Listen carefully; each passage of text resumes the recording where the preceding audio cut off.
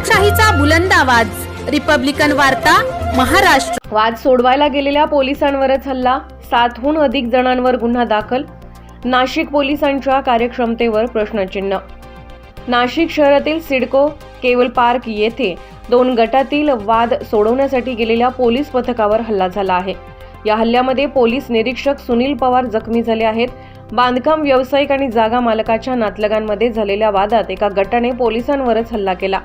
या प्रकरणी 7हून अधिक जणांवर गुन्हा दाखल करण्यात आला आहे, तर आणखी एका प्रकरणात एका व्यक्तीची हत्या करण्यात आल्याने नाशिक पोलिसांच्या कार्यक्षमतेवर प्रश्नचिन्ह उभे केले जात आहे।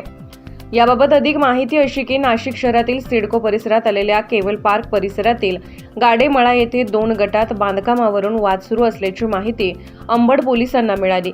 त्यानंतर नियंत्रण कक्षातील राखीव पोलीस घेऊन पोलीस निरीक्षक सुनील पवार आणि उपनिरीक्षक सविता उंडे या घटनास्थळी दाखल झाल्या। या जागेवरून बांधकाम व्यावसायिक आणि जागा मालकाच्या नातलगांमध्ये वाद सुरू होता।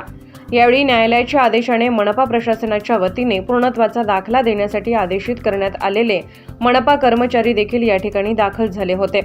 मात्र 2 गटात झालेल्या वादात एका गटातील 8 ते 10 तरुणांनी पोलीस पथकावरच हल्ला चढवला। या हल्ल्यात पोलीस निरीक्षक सुनील पवार यांच्यावर एकाने चाकू हल्ला केला, तर उपनिरीक्षक सविता उंडे यांना शिवीगाळ करत धक्काबुक्की करण्यात आली। या प्रकरणी अंबड पोलीस ठाण्यात 7 पेक्षा अधिक संशयितांवर गुन्हा दाखल करण्यात आला आहे। रिपब्लिकन वार्ता, वृत्तसंकलन विभाग, नाशिक।